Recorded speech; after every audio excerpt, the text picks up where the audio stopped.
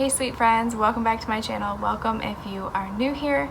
Today's video is some more homemaker motivation. I'm going to be doing a homemade kitchen restock, restocking some things in my kitchen that I'm just making for the week ahead. So I hope you enjoy today's video. Today's video is also in collaboration with one of my sweetest friends here on YouTube.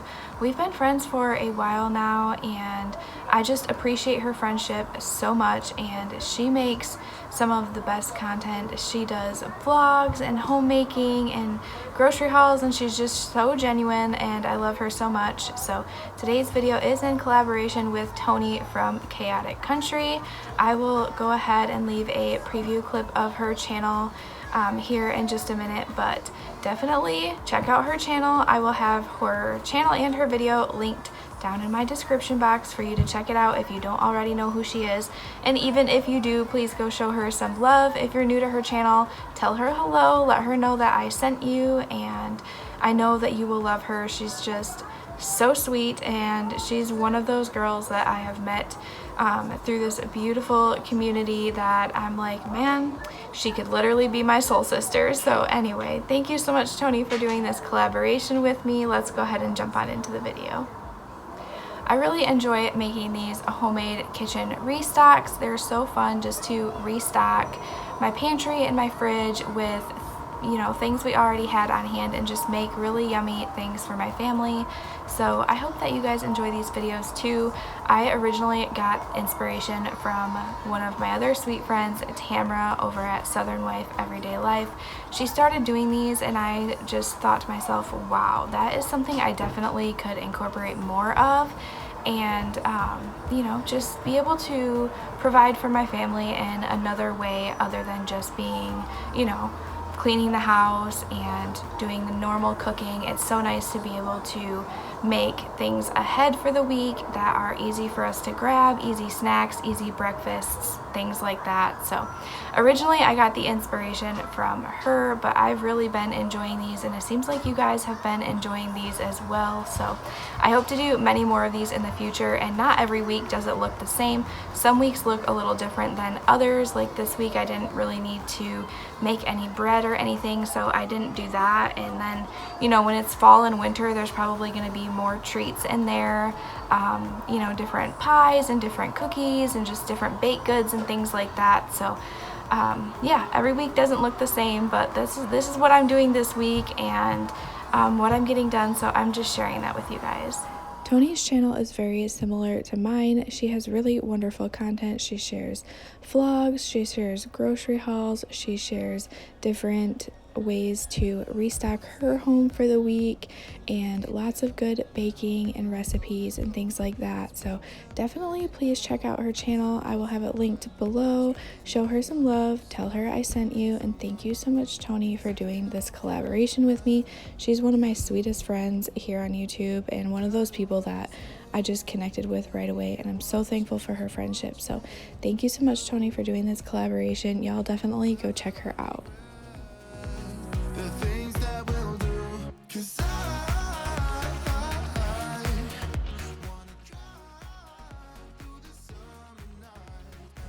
To start off today's video, we're going to be making some homemade coffee creamer. This coffee creamer is actually really, really good. So if you've never made it homemade, definitely give this recipe a try. You're going to need some brown sugar. You're going to need sweetened condensed milk, vanilla extract, maple syrup, and half and half. And that's everything that you're going to need for this, and I will leave the measurements down in the description box, but I'll also let you know as I'm going. So I'm going to take my 2-cup measuring cup and put 2 cups of half and half into my saucepan. And once I get that in there, then I'm going to go ahead and go in with the whole entire can of sweetened condensed milk. Once you have your sweetened condensed milk in there, you're going to do 2 tablespoons of brown sugar, 2 tablespoons of maple syrup, and then 1 teaspoon of vanilla extract. If you want it to be a little bit more vanilla-y, you can, you know, add the vanilla to your liking, but just going off of the recipe, that's how much you're going to need. And once you get everything in your pot, you're going to turn it up to like medium-high heat, whisking it together till it's combined. But you only want to heat this till it's warm. You don't want to get it hot and you don't want to get it boiling. So you're just going to want to heat it up till it's warm and then whisk it to make sure that everything is nice and combined and the brown sugar is dissolved. And once that's done, you can turn the heat off and then you can pour it into the jar that you're going to store it in.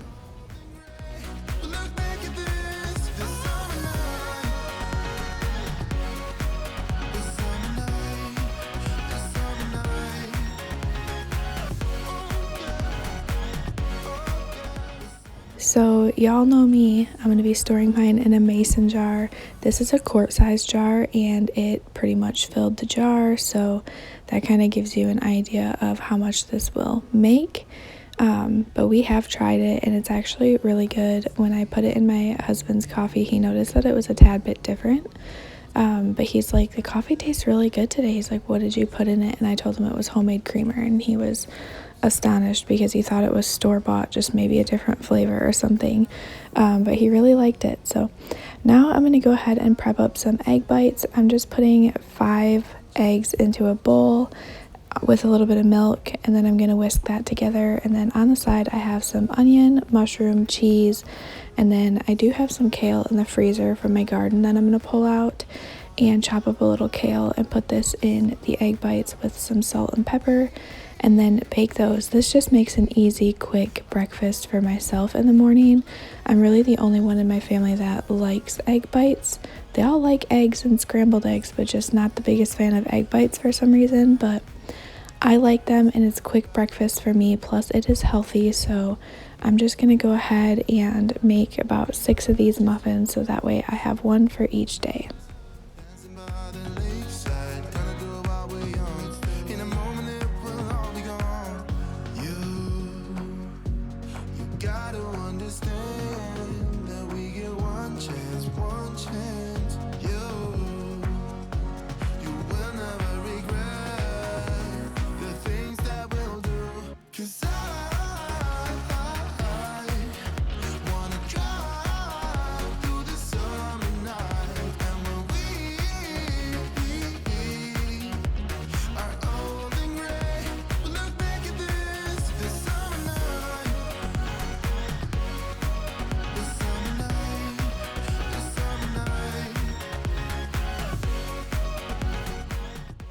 For the egg bites, I am baking them at 350 for about 20 minutes and they came out absolutely perfect. They are so good, they look good, and they taste good. And so if you're looking for a quick option for breakfast, these are definitely a good one. Once they cooled off, I went ahead and put them in this container to go in the fridge.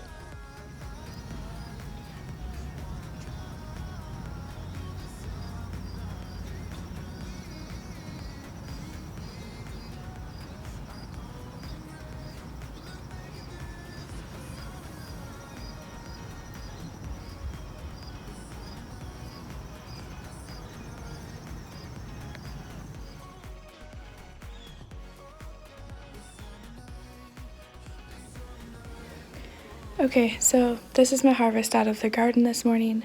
I got some peppermint. Honestly, my peppermint a while ago was not looking so great, so I didn't know if it was going to come back, and it is slowly starting to come back. So I grabbed what I could off of the peppermint. I got a big bundle of parsley here. It's quite a bit of parsley. I've gotten a lot off my parsley and it just keeps coming, so thankful for that. All of this is oregano. I've been getting a lot out of my oregano as well. Just look how like beautiful oregano is. It's so beautiful. The basil is beautiful as well.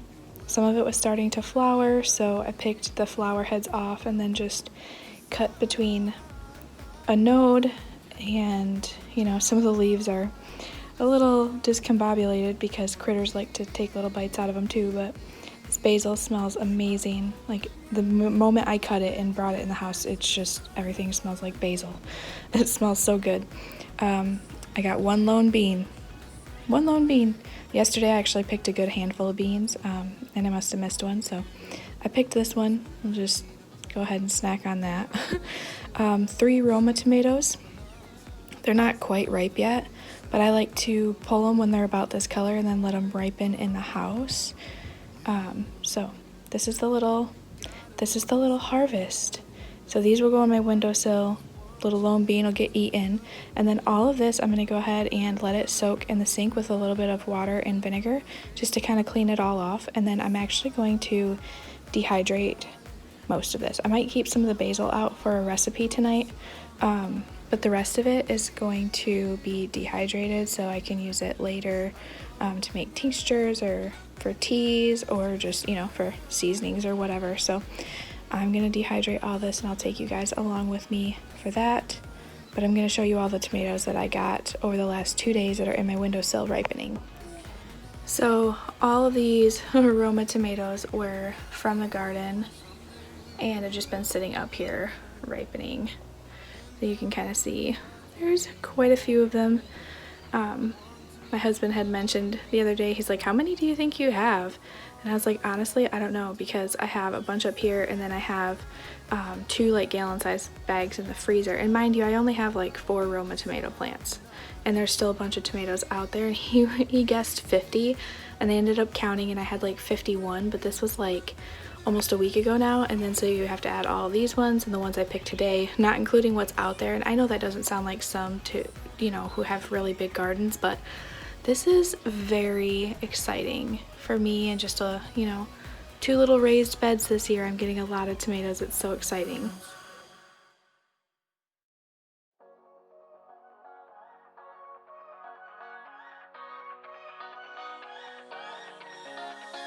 I don't wanna stay here, no. Ain't gonna keep it low now. If you wanna go, let's go.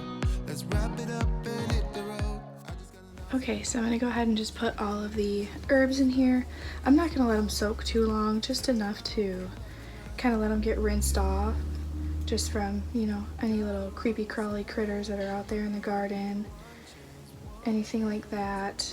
My herb pot is underneath, it's like kind of partially underneath one of the trees in our yard, and there's a lot of birds in that tree, so birds drip down droppings and things like that. And so I just want to get all of this kind of cleaned off and nice and clean before I go to dehydrate it.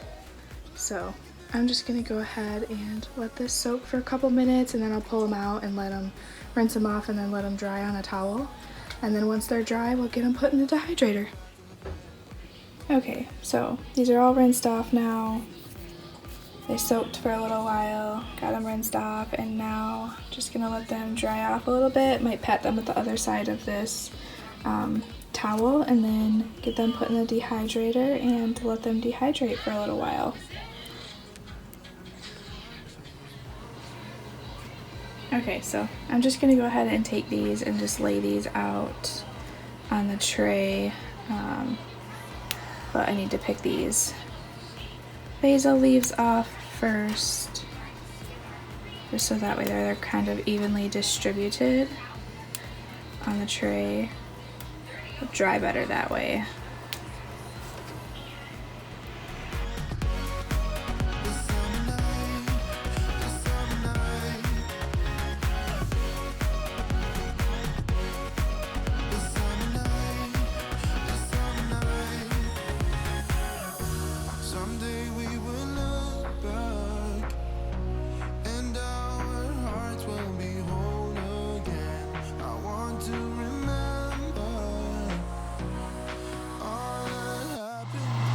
Okay, so I have the dehydrator on, and I have the oregano going on the bottom, and then I have basil going, and now I'm going to put the peppermint and parsley on the top.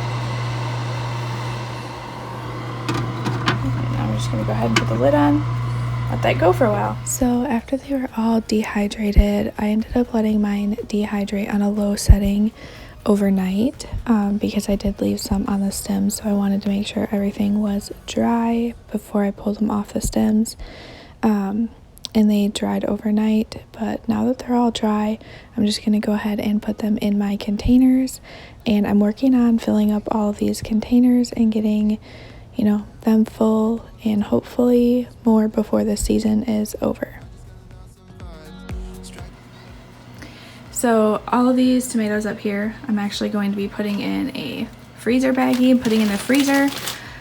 And this is one of my freezer baggies, already almost full of tomatoes, and I'm just putting them in the freezer instead of processing them now because my mom actually has a bunch of tomatoes as well that was given to us by my cousin.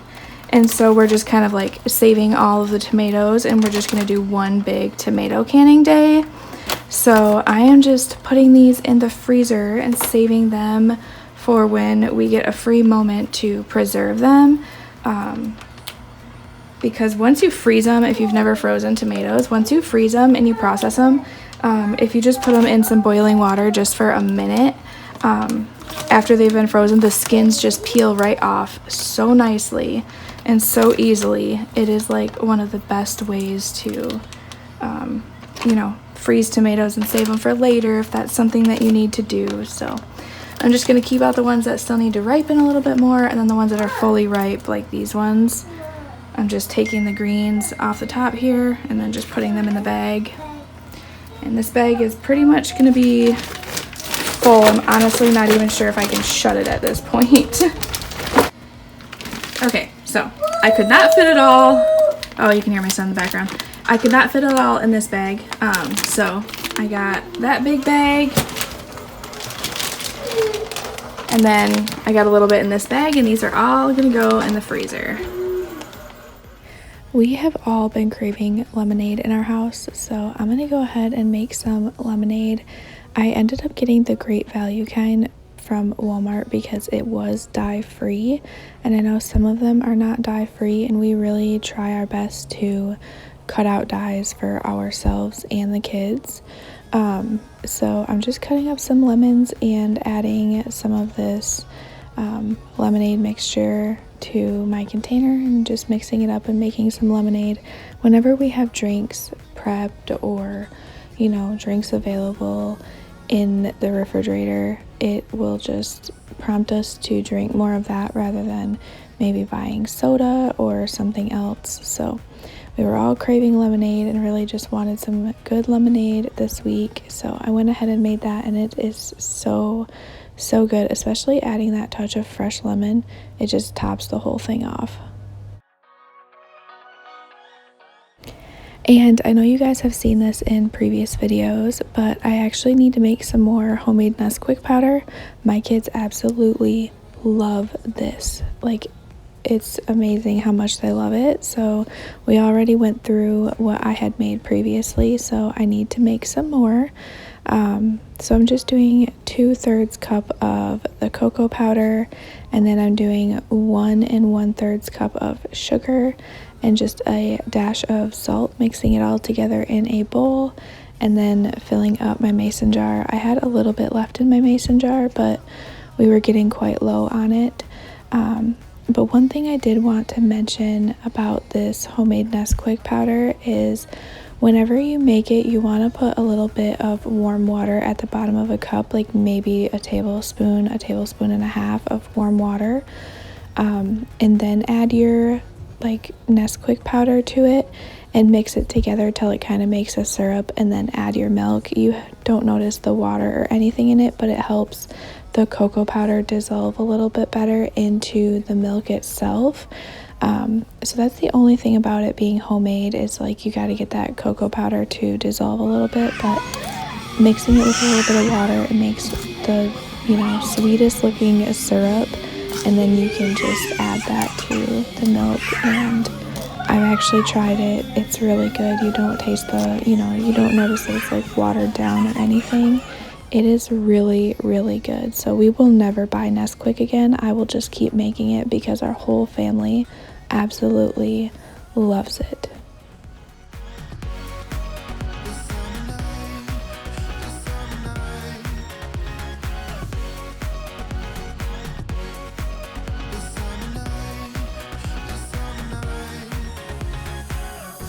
Someday we will look back and our hearts will be whole again.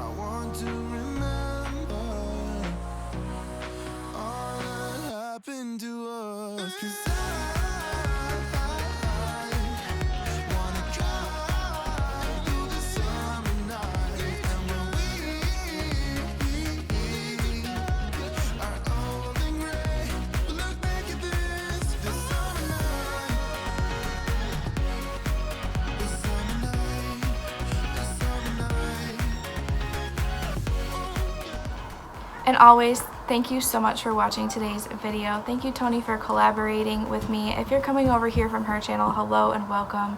My name is Bethany. Here on my channel, you can find all things homemaking.